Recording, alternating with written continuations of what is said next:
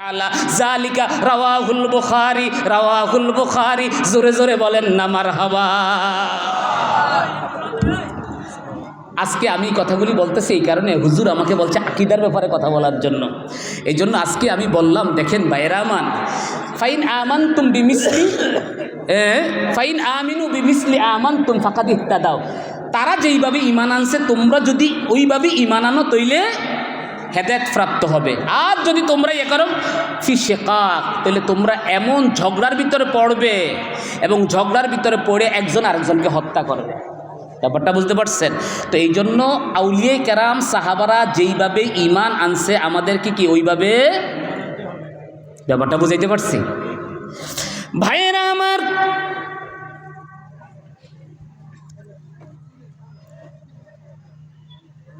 হযরত আবু ইদ্রিস আল খাওলানি তিনি হযরত হুযায়ফা ইবনে ইয়ামান রাদিয়াল্লাহু তাআলা আনহু হইতে বর্ণনা করেন, কানান নাসু ইয়াসআলুনা রাসূলুল্লাহি সাল্লাল্লাহু আলাইহি সাল্লাম আনিল খাইরি। সব লোকেরা রাসূলের কাছে ভালো কি জিনিস, ইয়া রাসূলুল্লাহ কেমনে চললে আমার ভালো হবে, কেমনে নামাজ পড়লে ভালো হবে, কেমনে রোজা করলে ভালো হবে, কেমনে কোন আকীদার ভিতরে থাকলে আমার ভালো হবে। তো রাসূল পাক সাল্লাল্লাহু আলাইহি সাল্লাম সকলকে ভালো রাস্তাগুলি দেখায় দিলেন। লাকিন কুনতু আসআলুহু আনিশ শাররে, কিন্তু হুযায়ফা বলে আমি রসুলকে খারাপটার কথা জিজ্ঞাসা করলাম। রসুল ভালো তো আছেই, কিন্তু আপনি আমাকে খারাপটার ব্যাপারে বলেন, আপনি আমাকে খারাপটার ব্যাপারে বলেন কেন? মুখাফাতান আইয়ুদরিকনি, যাতে আমাদেরকে এই খারাপটায় না ধরতে পারে। সুবহানাল্লাহ বলেন, আমাদেরকে যেন এই খারাপটায় না ধরতে পারে। তখন ফাকুলতু ইয়া রাসূলাল্লাহ ইন্না কুন্না ফিল জাহিলিয়াতে, আমরা জাহিলি যুগে ছিলাম, ও শাররিন, এবং খারাপ আচরণ আমাদের ভিতরে ছিল, খারাপ আখলাক আমাদের ভিতরে ছিল। ফাজানাল্লাহু বিহাজাল খাইর, আল্লাহ তাআলা আপনার মাধ্যমে আপনাকে ভালো করে আমাদের জন্য পাঠাইছে। আল্লাহ তাআলা আপনাকে আমাদের জন্য মঙ্গল বানায় পাঠিয়েছে।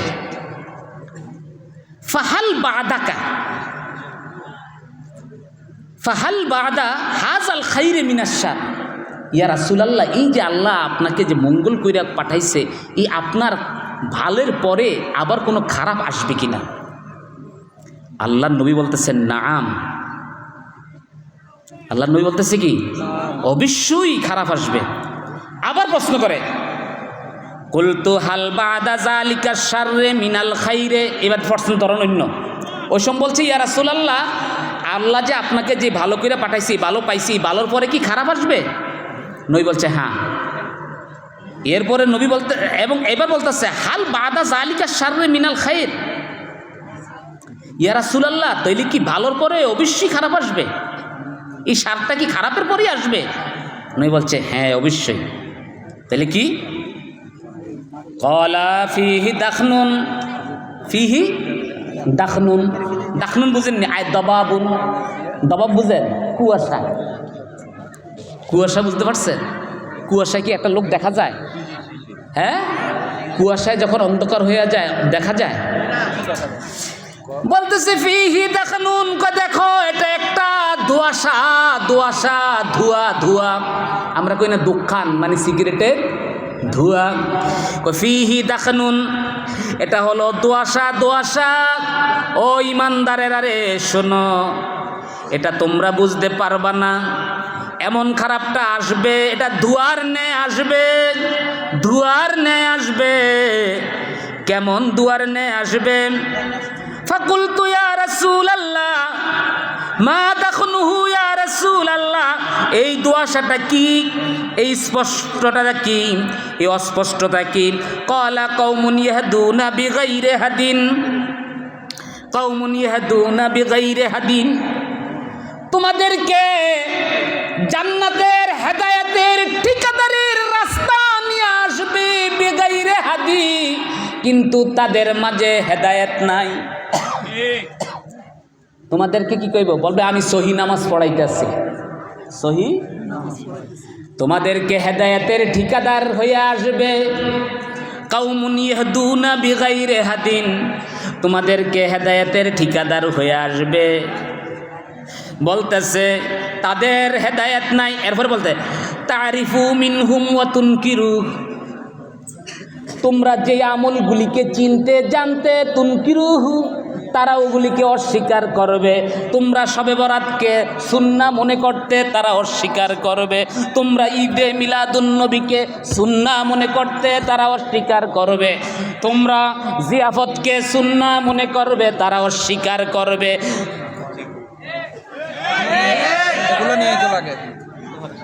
দেখছেন হাদিসের আবার বুঝতে পারছেন তো? মানে তোমরা যে জিনিসগুলিকে চিনতেছো তুনকিরু, তারা ওইগুলিকে কি করবে? তারা বল, আমরা যেমন বলি রসুলকে এইভাবে তাজিম করতে হবে, দাঁড়ায় এইভাবে নতুজান হয়ে তাজিম করতে হবে, না এটা যাবে না। কিন্তু তারা নিয়ে আসবে কি? হেদায়েতের ঠিকাদার, বেগাইরে হাদিন, তাদের কাছে কোনো হেদায়েত নাই। এরপর বলতেছে ফাকুলতু ইয়া রাসূলাল্লাহ হাল বাদা যালিকাল খায়রে মিনাশ শাররি, এরপরে এই খারাপের পরে কোনো ভালো আসবে কিনা, এরপরে ভালো আছে কিনা।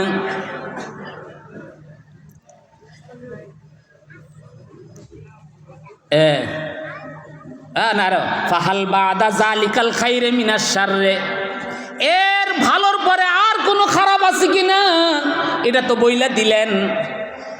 হেদায়েতের ঠিকাদার হইয়া আসবে আমাদের কাছে, কিন্তু তাদের ভিতরে হেদায়েত নাই। যেই জিনিসগুলিকে তোমরা নিজদের ওয়ারেস হিসাবে জানতে, যে আমলগুলিকে মোতাওয়ারেসা হিসাবে আসছে, তোমরা যেই আমলগুলি পালন করছো, খতমে কোরআন করছো, জিয়াফত করছো, শবে বরাত, শবে কদর, শবে মেরাজ সব করছো, তুনকিরুহু, এগুলিকে অস্বীকার করবে। ঠিক আছে, বাদ দিলাম ইয়া রাসূলুল্লাহ। এরপরে তারা আসবে, এরপরে বলে হ্যাঁ, ক্বালা নাম দুআতুন ইলা আবওয়াবি জাহান্নাম, জাহান্নামের দরজায় দাঁড়ায়া দোয়াত, দাঈর জামা দোয়াত, দাঈর জামা দোয়াত, বক্তাগণ বক্তাগণ বক্তাগণ বক্তাগণ জাহান্নামের দরজায় দাঁড়ায়া দাঁড়ায়া দাঁড়ায়া দাঁড়ায়া তারা তোমাদেরকে হেদায়েতের দিকে ডাকবে। মান আজাবাহুম ইলাইহা, যারা এই বক্তাদের হেদায়েতের জবাব দিবা, ফাকাযাফুহু ফিহা, তাদেরকে জাহান্নামে আল্লাহ পাঠায়া দিবে। জোরে জোরে কন্না নাউযুবিল্লাহ। বক্তাগুলি কি করবে? হেদায়েতের ঠিকাদার হইয়া আসবে, আয়সা দুআত মানে দাঈর জামা, দুআত দাঈর জামা দুআত, অনেক বক্তাগুলি তোমাদের মাঝে আয়সা কি করবে? বলে আসো, এই রাস্তায় গেলেই জাহান্নাম, এটাই সহি তরিকা, এটাই সহি রাস্তা। এই তো কইব তরিকা, তরিকা কি? আল্লাহ আল্লাহ রাসূল ছাড়া তো তরিকা না। ওই বেডা বেডা, তোমার নামাজই তো কবুল হইতো না। যেমন আমি যদি পড়ি আলাম নাশরাহ লাকা সাদরাক ওয়া ওয়াদানা আনকা, ওয়াদানার জায়গায় যদি পড়ি ও হালাল না আনকা ওয়াকরাক, ও হালাল না আনকা ওয়াকরাক, যখন এই জায়গায় ও হালাল না আনকা ওয়াকরাক পড়মু, তখন আমাকে একটা কায়দা ফলো করে পড়তে হবে নামাজে, তইলে নামাজ হইব, নাইলে নামাজ হইতো না। যেমন প্রত্যেক কাল্লার পরে সেক্তা করতে হয়, এটা হইছে জাজারির মত।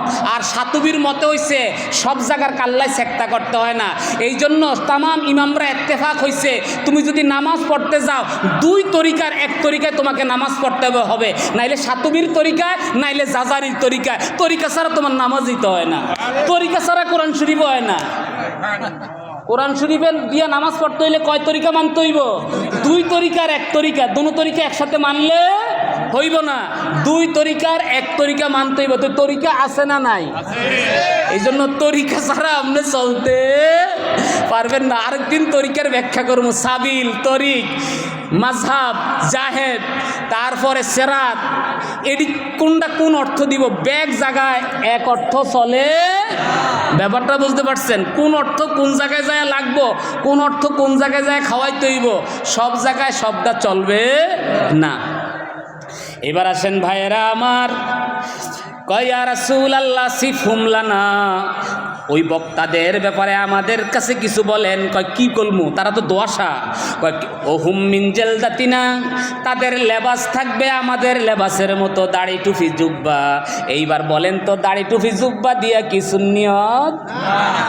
আমি কিন্তু ওই যে বুঝাইতেছি, ওহুম মিন জালদাতিনা, তাদের চামড়া মানে তাদের কাবার, তাদের জুব্বা হবে আমাদের জুব্বা। এরপরে বলতেছে ওয়াতে কাল্লামু বি আলসিনাতিনা, আমি নবী যেই মুখে কথা বলি, যেই ভাষায় হাদিস বলি, যেই বাবা ওই আমি নবীর মুখের কথা তারা চালাইবে। আমি নবীর নামে আমার কথার মতো তারা কথা বলবে। বুঝতে পেরেছেন? এরপরে বলে কুলতু ইয়া রাসূলুল্লাহ ফামা তা'মুরুনি ইন আদরাকনি যালিক, আমি যদি এরকম বক্তাদের সামনে পড়িয়া যাই আমরা কি করব? ক্বালা তালজিমুল জামাআতাল মুসলিমিনা ওয়া ইমামাহুম, যেই কোনো একজন ইমামকে মাইনা মুসলিমের জামাতে তুমি থাকবে, এটার নামই হচ্ছে আহলে সুন্নাহ ওয়াল জামাআত। এই হাদিসের ব্যাখ্যা লিখতে গিয়ে ইমাম কাসতলানী রাহমাতুল্লাহ আলাইহি শারিউল বুখারী তিনি বলেন ফাহিয়া আহলে সুন্নাহ ওয়াল জামাত, এটা হলো আহলে সুন্নাহ ওয়াল জামাত। এই জন্য আপনাকে এক্সপেরিয়েন্স দিয়া আহলে সুন্নাত হয় না, দাড়ি দিয়া আহলে সুন্নাত হয় না, টুপি দিয়া আহলে সুন্নাত হয় না। এখন যদি কোনো সুন্নি ব্যক্তির দাড়ি না থাকে তাইলে সে শাস্তি পাবে, সুন্নি ব্যক্তি যদি নামাজ না পড়ে তাইলে সে শাস্তি পাবে, কবিরা গুনার জন্য শাস্তি পাবে। কিন্তু যার আকীদা ঠিক নাই তার বড়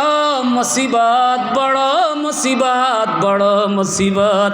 এই জন্য ভাইরে, এই জন্য আল্লাহ তাআলা বলে ফাইন আমিনু বিমিসলি মা আমানতুম বিহি ফাকাদ ইহতাদাউ, যেইভাবে আমার সাহাবারা ওলি আল্লাহরা ঈমান এনেছে ওইভাবে যদি তোমরা ঈমান আনো ফাকাদ ইহতাদাউ, তোমরা ঈমানদার হইয়া যাবে।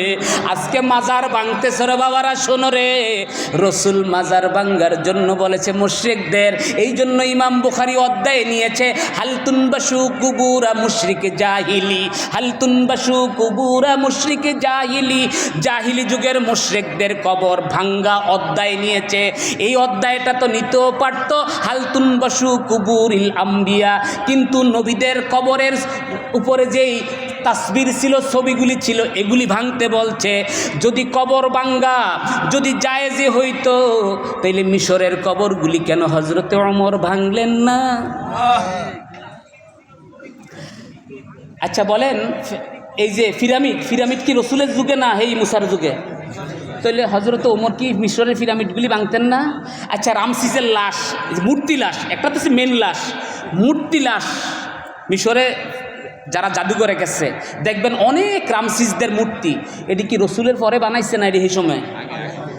এই জন্য হাদিস পড়িয়া দেখবেন, ফতুল বাড়ি বালা করে দেখবেন হযরত ওমরের কাছে আমর ইবনুল আদ যখন চিঠি লেখছে, হুজুর এই মূর্তিগুলি কি করবো, রেখে দাও, যাতে বুঝতে পারে তারা যে কত নাদান ছিল। আর নবীদের কবরকে কি করব? তাদের ছবিগুলিকে উপড়ে ফেলে আর তাদের কবরকে কায় হায়, হাদিসের ইবারত কায় হায় আতিক, ওইভাবে রেখে দাও। বুঝতে পেরেছেন? এইবার আমি আপনাদেরকে বলি, রাসূল করিম সাল্লাল্লাহু আলাইহি সাল্লামের ইন্তেকালের পরে মুহাম্মদ ইবনে আব্দুল ওহাব পর্যন্ত একজন ইমাম দেখান, একজন সাহাবীর মত নিয়ে আসেন অমুক সাহাবী অমুক নবীদের কবর ভাঙছে। একজন ইমাম।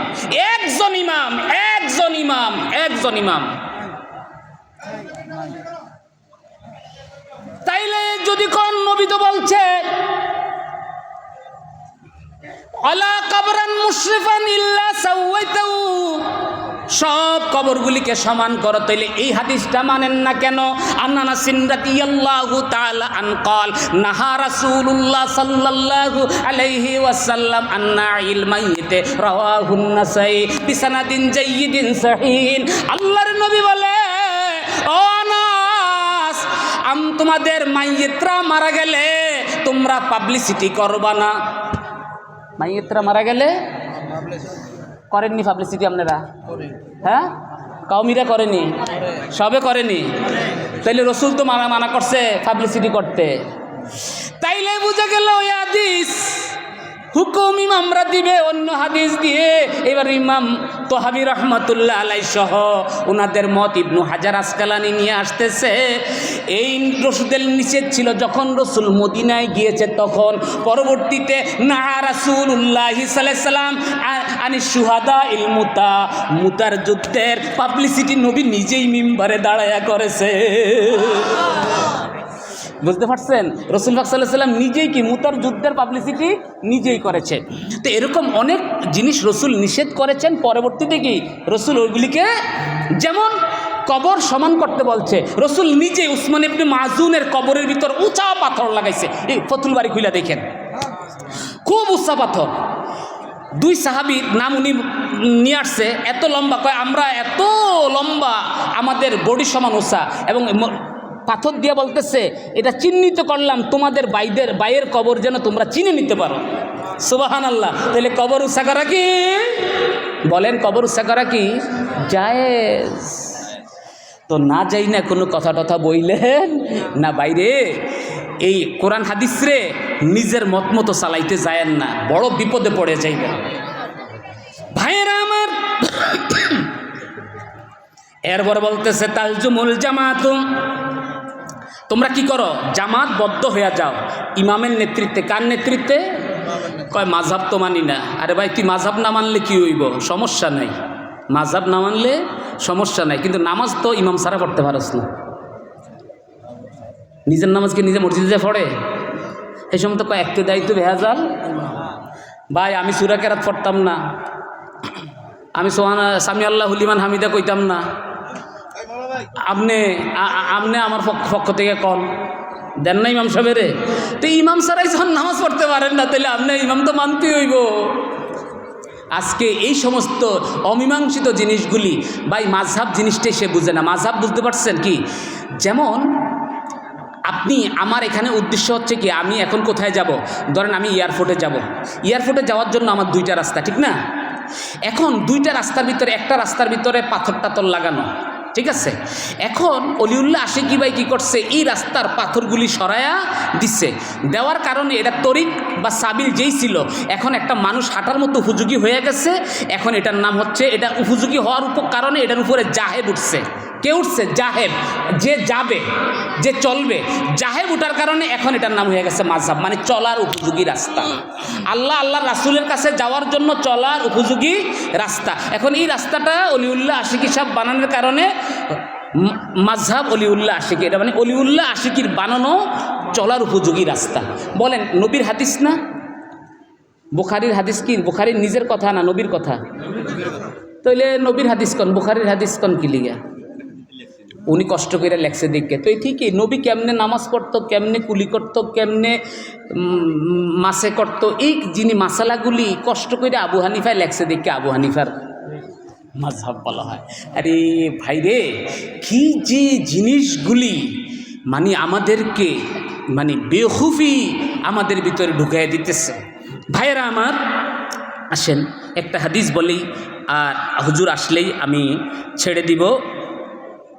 সালাতুন ইয়া রাসূলুল্লাহ আলাইকুম, সালামুন ইয়া হাবিবাল্লাহ আলাইকুম, সালাতুন ইয়া রাসূলুল্লাহ আলাইকুম, সালামুন ইয়া হাবিবাল্লাহ। বুলা লো ইয়া রাসূলুল্লাহ, বুলা লো মেরা আকা মেরা মৌলা, বুলা লো সালাতুন ইয়া রাসূলুল্লাহ আলাইকুম, সালামুন ইয়া হাবিবাল্লাহ। ভাইরা আমার, যে হাদিসটা আমরা বললাম, এই হাদিসের সাথে আর একটা হাদিস ইমাম বুখারী রহমতুল্লাহ আলাইহি থেকে নেওয়া হয়েছে। এই হাদিসটা বলেই আমি আমার আলোচনা শেষ করতে যাচ্ছি।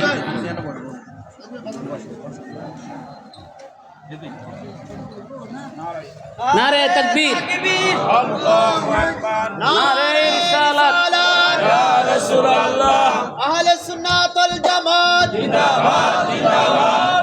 হুজুর কেবলার আগমন, শুভেচ্ছা স্বাগতম, হুজুর কেবলার আগমন, শুভেচ্ছা স্বাগতম, নারায়ে তাকবীর, আল্লাহু আকবার, নারায়ে রিসালাত, ইয়া রাসূলুল্লাহ।